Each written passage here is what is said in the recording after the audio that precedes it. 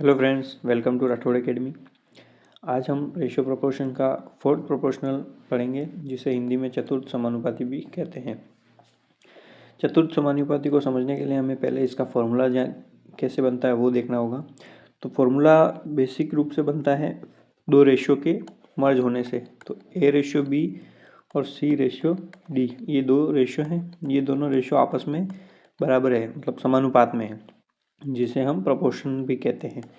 अगर ऐसा है तो फोर्थ नंबर की जो टर्म है डी, ये हमारी मिसिंग होगी, और इस मिसिंग टर्म को निकालने के लिए हमें इसी रेशियो का यूज़ करना होगा। इस रेशियो के यूज़ करके हम डी को कैसे निकालेंगे, ये भी आपको पता होगा कि बाहर की दोनों टर्म को आपस में मल्टीप्लाई करने से जो वैल्यू आती है, अंदर की दोनों टर्म की गुणा करने पर भी वही सेम आनी चाहिए, तभी ये रेशियो एकदम करेक्ट होगा।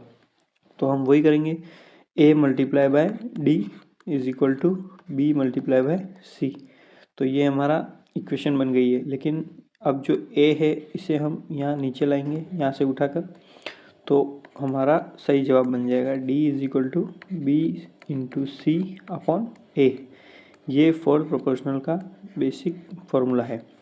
अब इस फॉर्मूले को हम 5 क्वेश्चन में लगेंगे। 5 सबसे बेसिक क्वेश्चन हैं जो कि हर बिगिनर्स को आराम से बन जाते हैं। तो पहला क्वेश्चन, 6, 8 और 12 तीन संख्याएं हैं, तो इनका चतुर्थ समानुपाती क्या होगा। अब इसमें ए बी सी दिया नहीं है, लेकिन हमें आपस में समझना होगा लेकिन कि ये जो ए है, ए रेशियो ये बी है और रेशियो ये सी है, तो हमें डी निकालना है।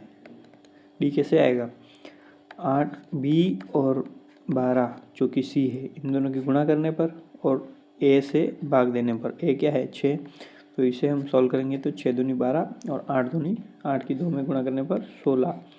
तो हमारा सही जवाब 16 आ गया। 16 ही डी है, चतुर्थ समानुपाती, फोर्थ प्रोपोर्शनल। नेक्स्ट क्वेश्चन, यदि किसी अनुपात में पहली तीन संख्याएं 15, 25 और 45 है, तो चौथी संख्या क्या होगी।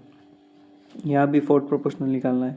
फोर्थ प्रोपोर्शनल माने डी, ये ए दिया है, ये बी और ये सी।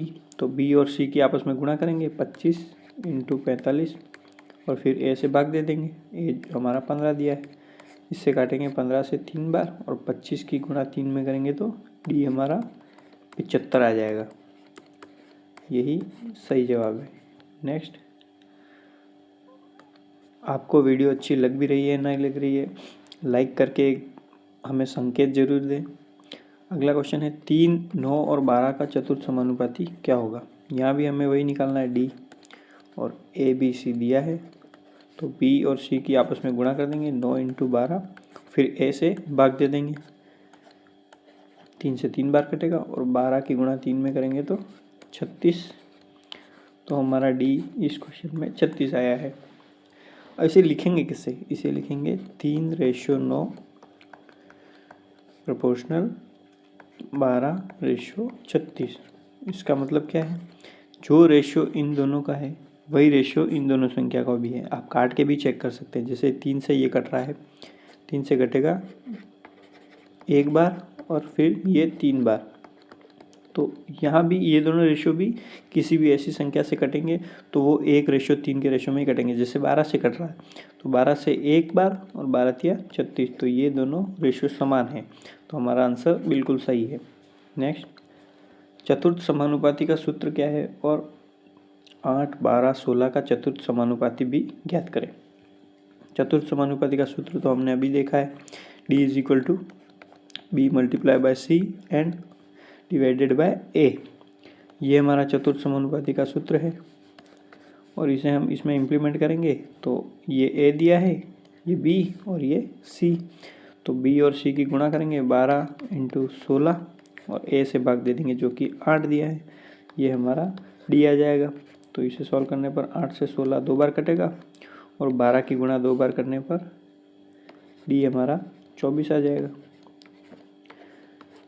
ये हमारा बिल्कुल सही जवाब है। नेक्स्ट, 4, 10 और 15 के लिए चतुर्थ समानुपाती मतलब फोर्थ प्रोपोर्शनल संख्या का पता लगाइए और दिखाइए कि कैसे यह अनुपात बनाएगी। पहले तो हमें चतुर्थ समानुपाती संख्या निकालनी है, तो संख्या कैसे निकालेंगे, ये ए है, ये बी है और ये सी है, तो B और C की आपस में गुणा करेंगे और फिर A से भाग दे देंगे। तो ये कटेगा 2 से 2 बार, ये कटेगा 2 से 5 बार। तो ये हमारा D आ जाएगा 75/2। अब हम रेशियो में किसी भी संख्या को पॉइंट में ना लिखेंगे, तो अब इसे कैसे लिखते हैं वो हम देखेंगे। पहली संख्या क्या दी है 4, दूसरी संख्या 10, तीसरी संख्या 15 और चौथी हमने निकाली अभी 75/2। तो रेशियो हमेशा सिंपल फॉर्म में लिखा जाता है, तो ये बटा बटी इसको हमें काटना पड़ेगा। बटे को काटने के लिए पूरे रेशियो में उसी संख्या का गुणा करेंगे। जैसे यहाँ 2 नीचे बटे के नीचे 2 है, तो इसी संख्या से हम गुणा करेंगे। तो अब हर संख्या के लिए अलग से इस 2 का गुणा करेंगे। जैसे 75/2 में गुणा किया तो 2 से ये 2 कट जाएगा तो 75 रहेगा। अब 15 में 2 से गुणा करेंगे तो ये 30 हो जाएगा। और फिर 10 में 2 की गुणा करेंगे तो 20 और 4 में 2 की गुणा करेंगे तो 8। तो हमारा फाइनल रेशियो ये आया है। और इसी क्वेश्चन में यही पूछा है कि यह अनुपात कैसे बनाएगी, यह दिखाइए। तो ये है वो सही आंसर, 8:20 और 30:75।